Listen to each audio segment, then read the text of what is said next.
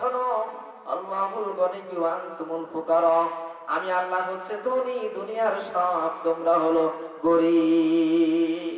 আল্লাহু গনিয়্যুন, আল্লাহ হচ্ছে ধনী, তার কোনো অভাব নাই, তিনি সকলের অভাব পূরণ করে থাকেন। 2 নম্বরে হলো অভিজ্ঞতার অভাব। আল্লাহর অভিজ্ঞতার অভাব আছে? নাউযুবিল্লাহ মিন যালিক। অভাব আছে নাকি? যারা বলেন। 3 নম্বরে হলো বার্ধক্যের অভাব, বার্ধক্যের সমস্যা। আল্লাহ আগেও যেমন ছিলেন, এখনো তেমন আছেন, পরেও তেমনই থাকবেন। আল্লাহ কি বৃদ্ধ হয়ে গেছেন? নাউযুবিল্লাহ মিন যালিক। তাহলে 3টি কারণে পার্টনারশিপ হয়। এই 3টির কোনো কারণেই আল্লাহর কাছে অপূর্ণতা নাই, এই 3টির কোনো কারণেই আল্লাহর কাছে নাই। এজন্য আল্লাহর পার্টনারশিপের কোনো দরকারও, তার কোনো সহকারী লাগে না।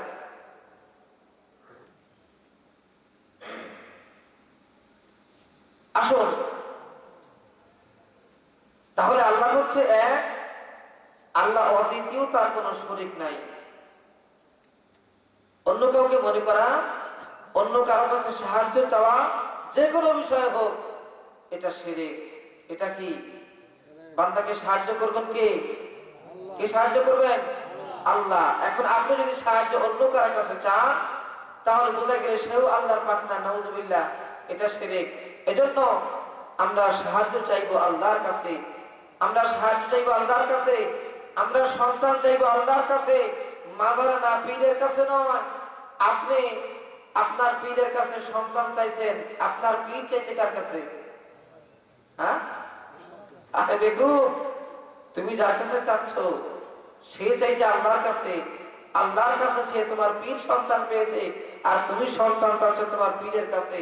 তাহলে ওর চেয়ে আহাম্মক আর কেউ হতে পারে না। আব্দুল কাদের জিলানী রাহমাতুল্লাহ আলাইহি, খাজা মঈনুদ্দিন চিশতি আজমিরি রাহমাতুল্লাহ আলাইহি, শাহজালাল রাহমাতুল্লাহ আলাইহি বাংলার জমিনে, ভারতের বুকে যত বড় বড় আল্লাহর ওলিরা শুয়ে আছেন, আপনার কি মনে হয় যে তারা পৃথিবীর কোনো মানুষের কাছে ধর্ণা দিয়েছেন, সাহায্য চেয়েছেন? কি বলে? তারা যা পেয়েছেন সব মাওলার কাছ থেকে পেয়েছেন।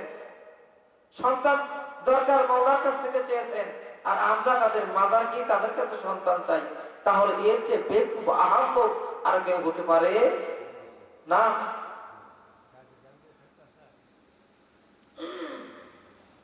আল্লাহ বলে, বান্দারে তুমি কেন চাবা? তাদের কি ক্ষমতা আছে, তাদের কি গুণ আছে? হে হাবিব, আপনি ওদেরকে ভালো করে বুঝিয়ে দেন।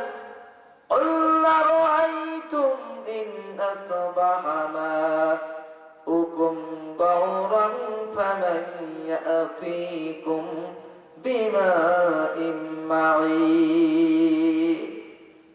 আমার আল্লাহ বলেন, ও আমার হাবিব, আমি যদি খালের পানি, বিলের পানি, পাথরের পানি, পুকুরের পানি, সব পানি যদি আমি আল্লাহ শুকিয়ে নেই, তাহলে আমি আল্লাহ ব্যতীত ওদের কোন খোদা আছে যে শুকনা নদীতে পানির জোয়ার এনে দিতে পারে? আছে? যেটা বলে, পাতালে যদি পানি না থাকে, পুকুরে, সাগরে, মহাসাগরে যদি কোনো পানি না থাকে, এমন কোন সৃষ্টিকর্তা আছে আমাদের আল্লাহ ব্যতীত যে ওই শুকনা নদীতে পানির জোয়ার আনতে পারে? আছে? জোরে বলেন। আল্লাহ যদি পানিকে বলে পানি, পানির যে লেয়ার আমাদের 40 ফিট, আমাদের বাড়ির টিউবওয়েল 45 ফিট, নতুন বাড়ি, পুরাতন বাড়িতে ছিল 80 feet, 50 feet, 60 feet available tubewell আছে, কি ঠিক কিনা? 100 ফিট, 120 ফিট, 150, 200, 500, 600 পর্যন্ত আছে। কিন্তু যদি 10,000 ফিট নিচে লেয়ার চলে যায়, পানি পাবেন? জোরে বলেন। আল্লাহ যদি বলে যে 20,000 ফিট নিচে লেয়ার চলে যাও, তাহলে দেখবেন 1 সপ্তাহের ভিতরে সব মানুষ মারা যাবে, কি ঠিক কিনা? কি মারা যাবে না? এমন কোন শক্তি আছে পানি আনতে পারবে? তাহলে কি নিয়ে বসে আছে? কি বলে? তাহলে কি নিয়ে বসে আছে ওরা?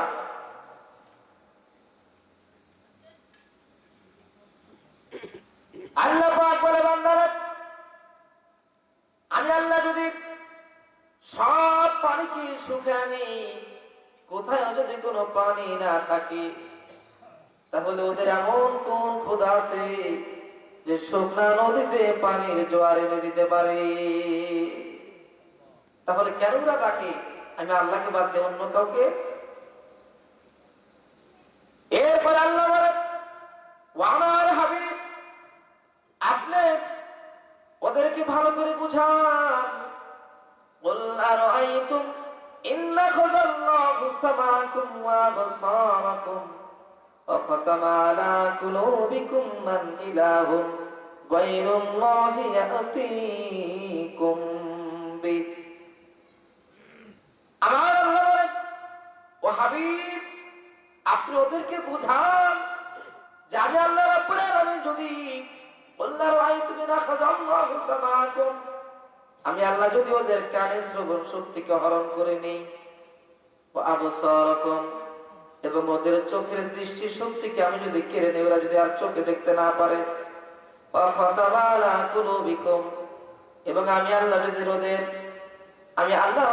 যদি ওদের বাক শক্তিকে হরণ করে নেই, ওরা যদি আর কথা বলতে না পারে, ওদের অন্তরে যদি আমি আল্লাহ মোহর মেরে দিই, জবান বন্ধ করে দেই, কথা বলতে না পারে, তাহলে আমি আল্লাহ ছাড়া ওদের এমন কোন খোদা আছে যে ওদের কানে শ্রবণ শক্তি, চোখের দৃষ্টি শক্তি এবং জবান শক্তি ফিরে দিতে পারে? আজকে যদি বলেন আল্লাহ যদি বলে এই কান একবার স্টপ, ও যেন আর কিছু শুনতে না পারে।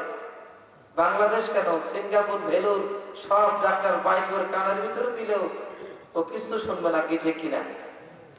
আল্লাহ বলে আমি যদি ওর কানের শ্রবণ শক্তি, চোখের দৃষ্টি শক্তি এবং জবান শক্তি কেড়ে নেই, তাহলে ওদের এমন কোন খোদা আছে যে ওদের কানের শ্রবণ শক্তি, দৃষ্টি শক্তি এবং জবান ফিরে দিতে পারে? জোরে বলে ঠিক কিনা? যারা জন্ম থেকে বোবা, যারা বোবা, কথা বলতে পারে না, এরা কি ট্রিটমেন্টে ভালো হয়? কি বলে? আল্লাহর ফয়সালা। যারা জন্ম থেকে অন্ধ, পরে এরা চোখে দেখতে পারে না, যদি সমস্যার কারণে সাময়িকভাবে না দেখতে পারে, চিকিৎসায় সেটা ভালো হতে পারে। এজন্য আল্লাহ তাআলা সাময়িকভাবে তার জন্য কানের শ্রবণ শক্তি, জবান শক্তি, দৃষ্টি শক্তি আল্লাহ বন্ধ রাখতে পারেন। এটা সাময়িকের জন্য, হয়তো আল্লাহ পরে দিবে, কিন্তু একবারে যদি কেড়ে নেয় তাহলে ফিরে দেওয়ার মতো কোনো শক্তি আছে? একটুখানি জিকির করি লা ইলাহা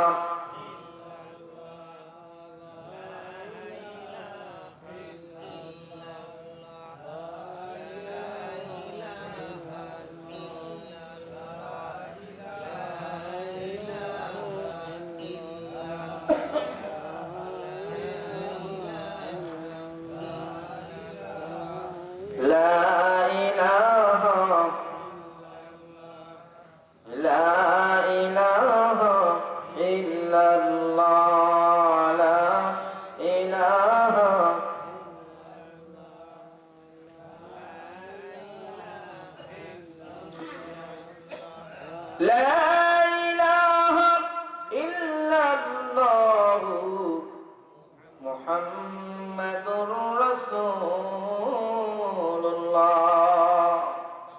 সাল্লাল্লাহু আলাইহি ওয়াসাল্লাম। এরপর আবার আল্লাহ বলেন, ওয়ালার হাবিব আপনি ওদেরকে ভালো করে বুঝান যে কুল্লা রাআইতুম ইন জাআলাল্লাহু আলাইকুমুন নাহারা সারমাদান আলাইকুমুল লাইলা সারমাদান ইলা ইয়াউমিল কিয়ামাতি মান ইলাহুন গায়রুল্লাহি ইয়াতিকুম বিদিয়া। আল্লাহ বলেন, ওয়া মা'আল হাবিব আমি আল্লাহ রাব্বুল আলামিন যদি এই রাত্রকে টেনে নিয়ে কিয়ামত পর্যন্ত লম্বা করে দেই, এই রাত যদি আর সকাল না হয়, তাহলে ওদের এমন কোন খোদা আছে রাতের অন্ধকার সরায়া দিয়া দিনের আলো আনতে পারে? আছে? এই যে রাত চলতেছে, এটা যদি কিয়ামত পর্যন্ত শুধু রাতই থাকে, আচ্ছা আপনারা বলেন এমন কে আছে, এমন অন্য কোন খোদা আছে যে এই রাতকে সকাল বানাইতে পারে? কি বলেন? আল্লাহ বলে কেউ নাই, তাহলে কেন আমি আল্লাহকে ডাক দিই? আমি আল্লাহকে বাদ দিয়ে অন্য কাউকে ডাকে, অন্য কাউকে মানে, অন্য কারো কাছে সাহায্য চাই, কেন চাই? এরপর আল্লাহ বলেন ওয়ালার হাবিব, আপনি ওদেরকে আরো ভালো করে বুঝান। আল্লাহ রাআইতুম ইন জাআলাল্লাহু আলাইকুমুন নাহার সারমাদান ইলা ইয়াউমিল কিয়ামাতি মান ইলাহুম গায়রুল্লাহি লিতাসকুনুনা ফীহি আফালা তুবসিরুন।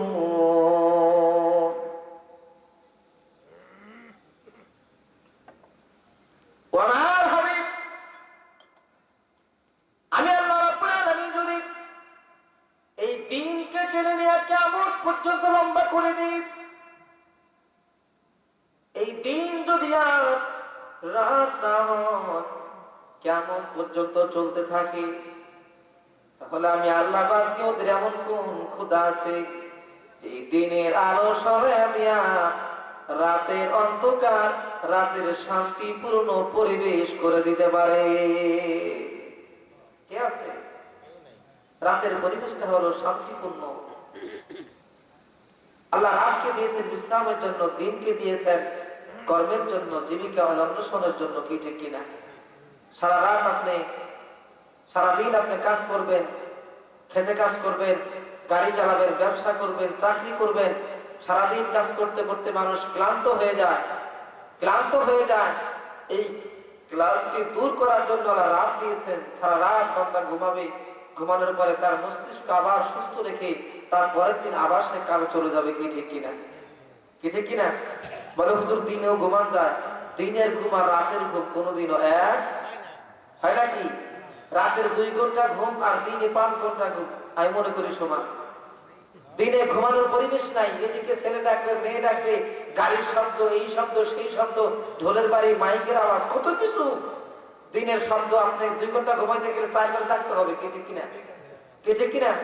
দিনের ঘুম পরিপূর্ণ হয় না, কিন্তু রাতে একবারে নিস্তব্ধ, কোনো আওয়াজ নাই, শব্দ নাই, একেবারে নীরব। এই সময় আপনি 2 ঘন্টা ঘুমাবেন নীরবে, আপনার ঘুমটা ভালো হবে। এজন্য রাতের পরিবেশটা হলো শান্তিপূর্ণ পরিবেশ। আল্লাহ বলে বান্দারে, আমি যদি এই দিনকে টেনে নিয়ে কিয়ামত পর্যন্ত লম্বা করে দেই, এই দিন যদি আর রাত না হয়, তাহলে আমি আল্লাহ ব্যতীত ওদের এমন কোন খোদা আছে যে দিনের আলো সরাইয়া রাতের অন্ধকার এনে শান্তিপূর্ণ পরিবেশ করে দিতে পারে? জোরে বলুন, কেউ আছে? আর জোরে বলুন, কেউ আছে? নাই। আল্লাহ বলে যদি নাই থাকে, তাহলে ওরা কেন আমি আল্লাহকে বাদ দিয়ে অন্য কাউকে ডাকে?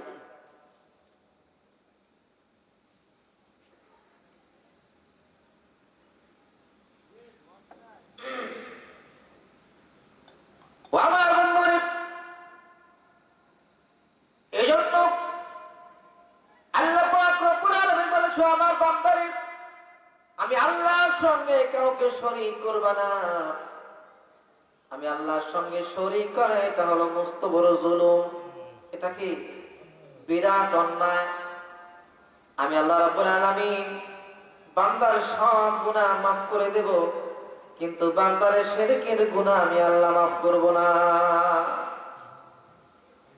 শিরকের গুনাহ এটা হজ করলেও মাফ হয় না, কি ঠিক কিনা? হজ করলেও কি হয় না? মাফ হয় না। যেমন 2টি গুনাহ আল্লাহ তাআলা মাফ করেন না হজ করলে। একটা হলো শিরক, আর একটা হলো পিতামাতার কষ্ট দেওয়া, পিতামাতাকে কষ্ট দেওয়া গুনাহ এবং শিরকের গুনাহ। এই 2টি গুনাহ মাফ হয় না। এজন্য দেখবেন যখন হাজিরা যায় তখন কি বলে?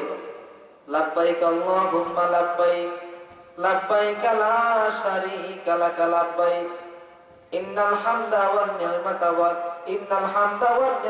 লাকা ওয়াল মুলক লা শারীকা লাক। হাজিরা লাব্বাইক আল্লাহুম্মা লাব্বাইক বলে ধরে দেয়, লাব্বাইক আল্লাহুম্মা লাব্বাইক বলে, আল্লাহ আমি তোমার দরবারে হাজির, তোমার ঘরে হাজির। আল্লাহ বলে, বান্দা আমার দরবারে আসো, হাজিরা দিয়েছো, এই হাজিরা দেওয়ার আগে তুমি বলো তুমি কোন শিরকের সঙ্গে যুক্ত আছো কিনা। আগে বলো তুমি কোন শিরকের সাথে যুক্ত আছো কিনা। আমার দরবারে আসছো, লাব্বাইক মানে কি? আল্লাহ হাজির। লাব্বাইক মানে কি? উপস্থিত, হাজির। লাব্বাইক আল্লাহুম্মা লাব্বাইক, আল্লাহ হাজির, আল্লাহ আমি তোমার দরবারে হাজির। লাব্বাইক লা শারীকা লাক লাব্বাইক, আল্লাহ বলে বাবা বলো আমি কোন শিরকের সঙ্গে যুক্ত আছো কিনা। এবার বান্দা বলে না, আল্লাহ আমি কোন শিরকের সঙ্গে যুক্ত নাই। লাব্বাইক লা শারীকা লাক লাব্বাইক ইন্নাল হামদা ওয়ান নি'মাতা ওয়াল মুলক, আল্লাহ আমি তোমার প্রশংসা তোমার গুণ বর্ণনা করি। আল্লাহ এরপরে বান্দা আল্লাহর প্রশংসা করে। আল্লাহ রাব্বুল আলামিন যখন বান্দার পরিচয় পায় যে বান্দার শিরকের সঙ্গে যুক্ত নয়, এরপরে বান্দার হজ কবুল করে। আর যখন দেখে বান্দার শিরকের সঙ্গে যুক্ত আছে, ও বান্দা একবার নয় দুইবার নয় 100 বার যদি হজ করো তোমার হজ আল্লাহ কবুল করবে না। তখন তো বলে যে লাব্বাইক আল্লাহুম্মা লাব্বাইক, লাব্বাইক লা শারীকা লাক লাব্বাইক, আল্লাহ আমি কোন শিরকের সাথে যুক্ত না। হজ করে আসছে, কিন্তু বাড়িতে আসার পরে পীরের পায়ে সেজদা দিয়ে পড়ে আছে, কি ঠিক কিনা? ধরো বলেন, পীরের পায়ে সেজদা দিয়ে পড়ে আছে। আচ্ছা বলেন তো, মানুষের পায়ে সেজদা করে এটা কি শিরক না হালাল?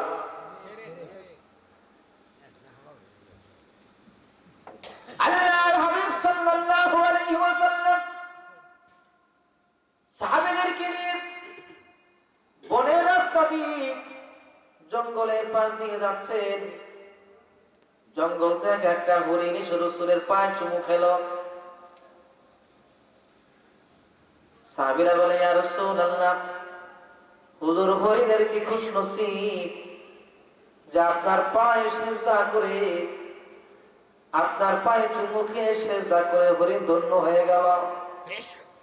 হুজুর আপনি যদি অনুমতি দেন আমরাও আপনার কদমে সিজদা করি। আল্লাহর হাবিব বললেন ওয়া মা সাবিয়া, খবরদার এই কথা বলবা মানুষ মানুষকে সিজদা করা কোনো ওয়াদা নাই, সিজদা করা জায়েজ নাই। আমি যদি মানুষ মানুষকে সিজদা করার জন্য অর্ডার করতাম, তাহলে দুনিয়ার সব নারীদেরকে অর্ডার করতাম তার স্বামীর পায়ে সিজদা করার জন্য। কিন্তু অর্ডার আমি দেই নাই। যদি দিতাম মানুষ মানুষকে সিজদা করার জন্য, তাহলে সব নারীদেরকে বলতাম তাদের স্বামীকে সিজদা করার জন্য। কিন্তু এই অর্ডার আমি দেই নাই, এই অর্ডার আমি দেই নাই। সুতরাং মানুষ মানুষকে সিজদা করা এটা হারাম, এটা শিরক। সিজদা পাওয়ার যোগ্য হচ্ছে একমাত্র আল্লাহ, হকদার হচ্ছে একমাত্র আল্লাহ। জোরে বলি ঠিক কিনা? আমরা সিজদা দেই কোথায়? আমরা সিজদা দেই হলো আল্লাহর কুদরতি পায়। আল্লাহর কুদরতি পায় আমরা সিজদা দেই। তো যেখানে আল্লাহ রাব্বুল আলামিনের কুদরতি পায় সিজদা নিচে থাকে, সেখানে আল্লাহর পায়ের উপরে আমি অন্য কারো পা দেব, এটা কখনো হতে পারে না। সিজদা দেব কোথায়? আল্লাহর কুদরতি পায়ে আমরা সিজদা দিই। তো সেই সিজদাটা যদি আপনি মানুষের পায়ে দেন, তাহলে কেমন হলো? আপনার সিজদার কোনো মূল্য রইল না। এটা সম্পূর্ণ শিরক। মানুষকে সিজদা করতে পারে না। মানুষ সিজদা করবে কাকে? আল্লাহ পাক রব্বুল আলামিনকে। মানুষকে সিজদা করা এটা শিরক।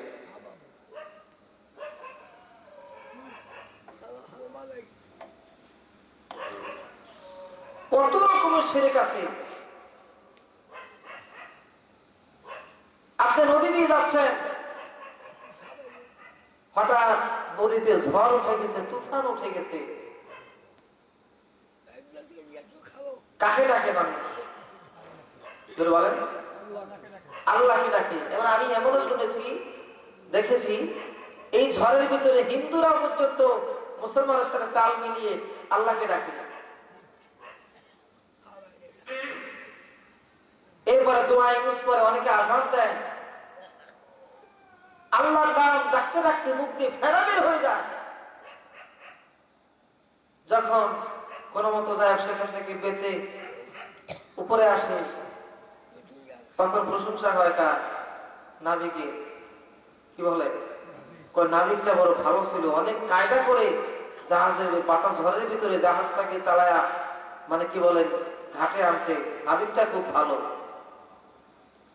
আল্লাহ বলে বাসাইলাম আমি, চাইলে আমার কাছে, আর এখন প্রশংসা করো নাবিকের, কি ঠিক কিনা? হ্যাঁ, এটা বলে না আল্লাহ তুমি তোমার দরবারে শুকরিয়া আদায় করি যে তুমি তোমার মদত দ্বারা, তুমি তোমার সাহায্য দ্বারা আল্লাহ আমাদেরকে এই নদী থেকে, এই বিপদ থেকে রক্ষা করে আমাদেরকে তুমি ঘাটে এনেছো। আল্লাহ তোমার শুকরিয়া আদায় করি, আলহামদুলিল্লাহ বলতে শুনেছেন কাউকে? হ্যাঁ, কি বলে নাবিকটা বড় ভালো ছিল, অনেক কায়দা করে এই ঝড়ের ভিতরে জাহাজ নিয়ে আসছে, অনেক দক্ষ নাবিক।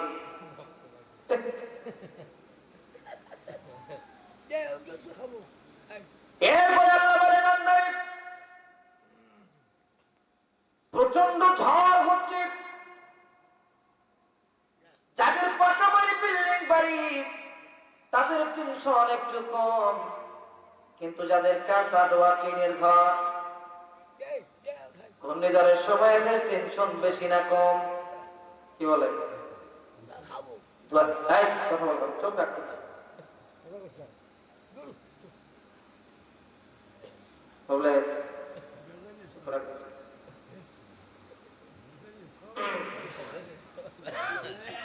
ওদের খেয়াল দিয়ে না, ও এরকম আমার ওইখানে, আমি যেখানে থাকি ওইখানেও যায়। ওখানে এক হিন্দু একজনকে বাপ ডাকছে, হিন্দুর সেই মাকে মা ডাকছে, ওখানেই থাকে, ওখানেই খায়, আসে এদিকে মাঝে মাঝে, ওর সাথে কথা বলে যায়, এদিকে তাকে। এখন যাদের কাঁচা দোয়া, কাঁচা বাড়ি, টিনের ঘর, তুফান আসলে এদের দোয়া ইউনুস জোরে না আসতে, জোরে বলেন, দোয়া ইউনুস জোরে। এরপরে আল্লাহ অনেকে আবার বলে, অনেকে আবার সলোমন পয়গম্বরের দোহাই দেয়, শুনছেন আপনারা?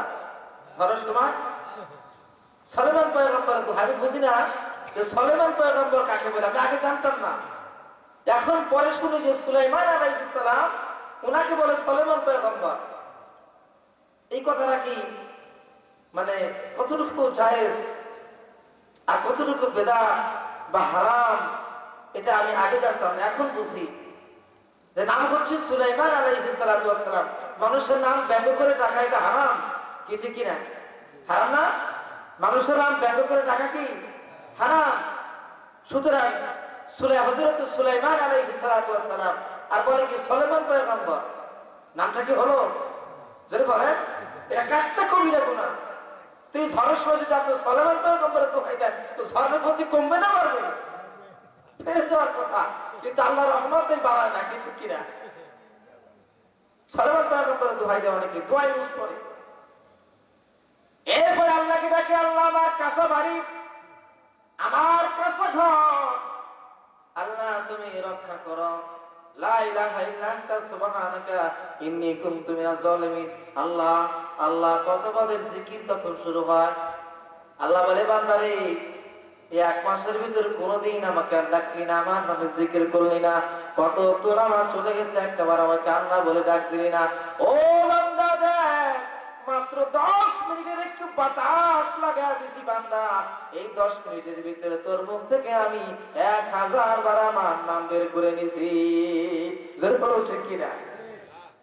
আল্লাহ বলে বান্দা 1 বছর চলে গেল, 2 বছর চলে গেল, কোনদিন আমাকে ডাকলি না, আর 2 দিন 3 দিন জ্বর হয়েছে, এখন শুধু শুয়ে থাকার পরে আল্লাহ আল্লাহ আল্লাহ, মানে আল্লাহ আর আল্লাহ, ওষুধ খায়, পানি খায়, তার ভিতরে আল্লাহ আল্লাহ।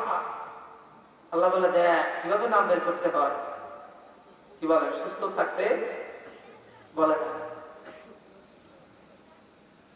এরপরে আল্লাহ কি ডাকার পর যখন ঝড় থেমে যায়, ঝড় থেমে যাওয়ার পরে সকাল বেলায় ঘর থেকে বেরিয়ে মানুষ এক জায়গায় হয়, বাড়ি যারা আছে চাচা ভাতিজা সকলে মিলে এক জায়গায় হয়। এরপরে গল্প করে কয় আল্লাহ বাঁচাইছে, আমার বাবা পাকা কি বলেন পাকা তাল গাছের খুঁটি লাগাইছিল আমাদের ঘরের মধ্যে, পাকা তাল গাছের আড়া দিছিল রে, নাইলে রাত্রে যে ঝাঁকি দিছিল ঘর টিকতো না।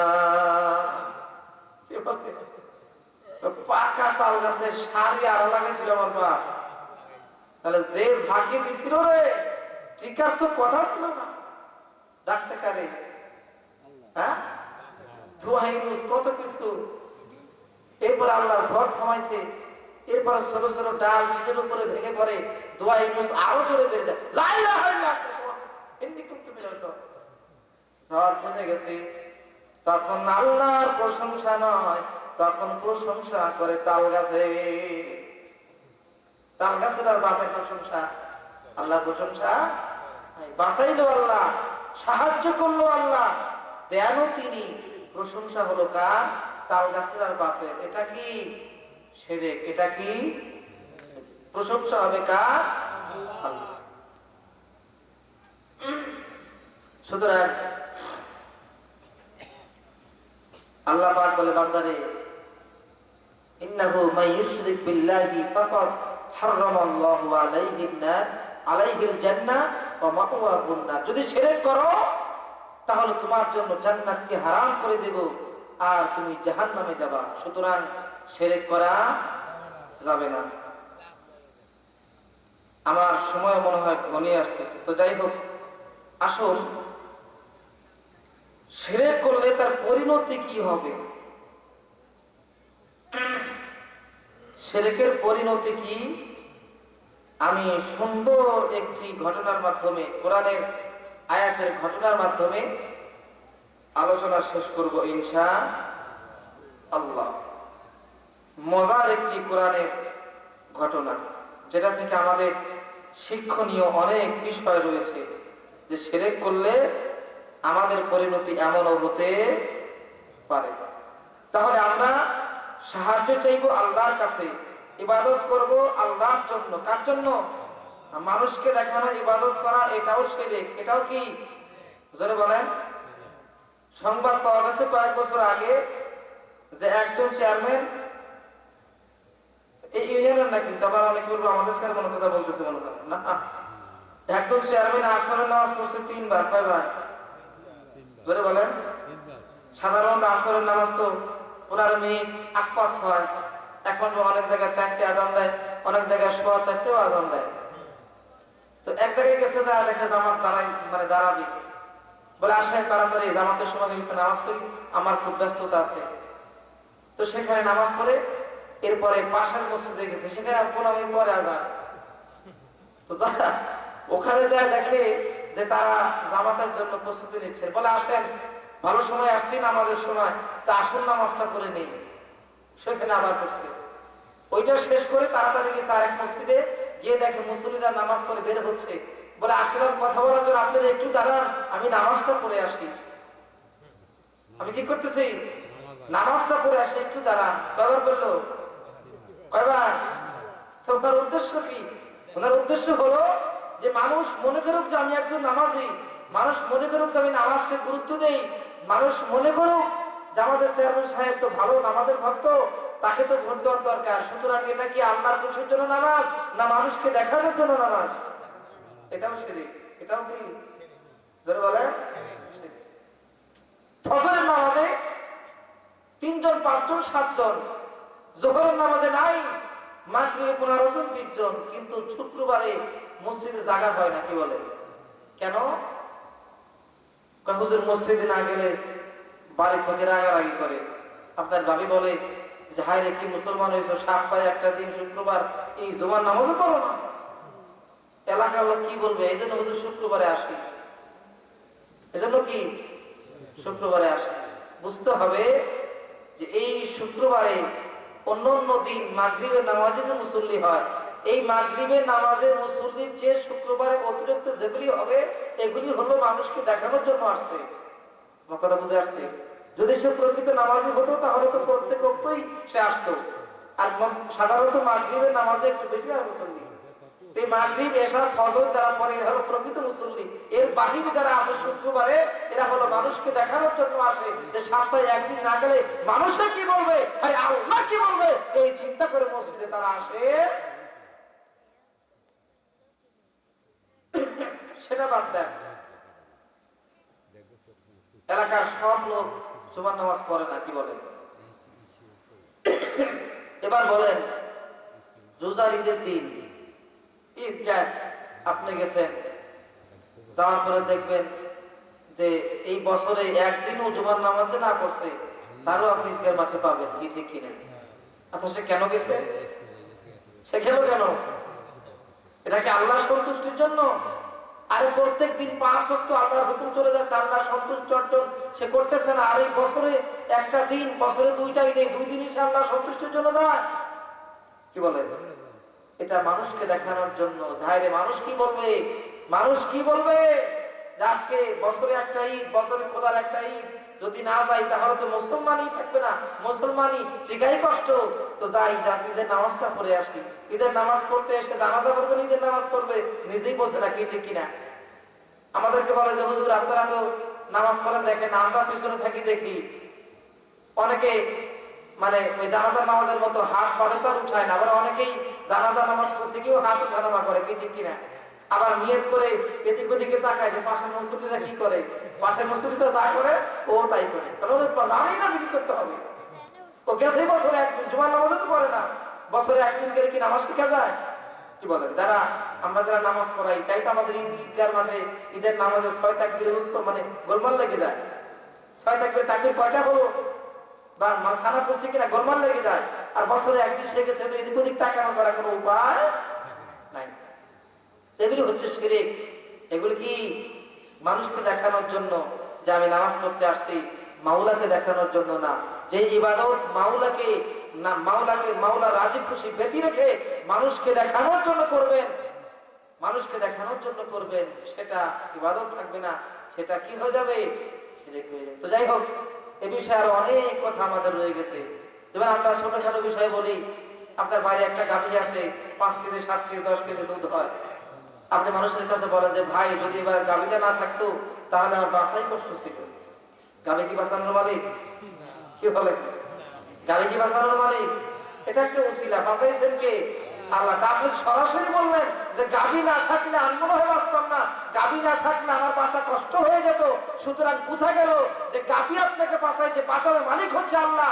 মালিকের জায়গায় বাঁচানোর জায়গায় আপনি অন্য আরেকজনকে অংশ দিয়েছেন, এটাই তো শিরক। কি বলেন? ভাই আমি তো, তুমি আমার জীবনে অনেক সাহায্য করেছো, অনেক হেল্প করেছো ভাই, তোমার কাছে আমি যে সাহায্য যে হেল্প পেয়েছি অন্য কারো কাছে পাই নাই। ভাই আমার এই দুনিয়ায় কেউ নাই, উপরে আছে আল্লাহ আর নিচে আছো তুমি। কি উপরে আছে আল্লাহ আর নিচে আছো তুমি। কে? যে আল্লাহ উপরে পারে সে আল্লাহ নিচে পারে না? কি বলেন? হ্যাঁ, যে আল্লাহ উপরে পারে সেই আল্লাহ নিচেও পারে। তাহলে উপরে যে আল্লাহ পারে সেই আল্লাহ নিচে পারে না, নিচে তোমার দরকার, আমারে কিছু দাও, এই ধারণা, এই বিশ্বাস, এগুলি করা শিরক। কি বলে ঠিক কিনা? কি বলে ঠিক কিনা? আসুন, শিরকের পরিণতি কি হতে পারে এটা আমরা কোরআনের ছোট্ট একটি ঘটনা দিয়ে আমরা বলবো ইনশাআল্লাহ। একটা লোক ইন্তেকাল করছে। ইন্তেকাল করার পরে তার কোনো মেয়ে ছিল না, স্ত্রী ছিল না, 2জন ছেলে ছিল। কয়জন? 2টি সন্তান। অর্থাৎ তার ওয়ারিসের ভাগীদার তার 2টা ছেলে। এখন মোট সম্পত্তি 16 আনা, যদি 2 ভাগ হয় তাহলে 8 আনা করে 1 ভাই পাবে। কি ঠিক কিনা? কয় আনা? 8 আনা 16 আনা। তো এই 8 আনা 16 আনা, এই 8 আনা মূল্য ধরা হয়েছে 4000। কয় হাজার? 4000। অর্থাৎ এক ভাই 4000 করে টাকা পেয়েছে। সাপোজ করলাম আমরা 4000 বা সেই জামানার হিসাবে যেটা ছিল দিনার বা যাই হোক সেগুলি। তো 4000 করে এক এক ভাই 4000 করে টাকা পেয়েছেন।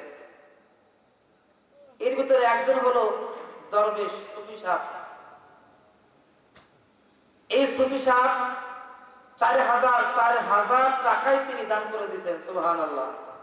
আর জোরে বলি সুবহানাল্লাহ। এক ভাই হলো দরবেশ। এটা কিন্তু কোরআনের কথা। কিসের কথা? আমি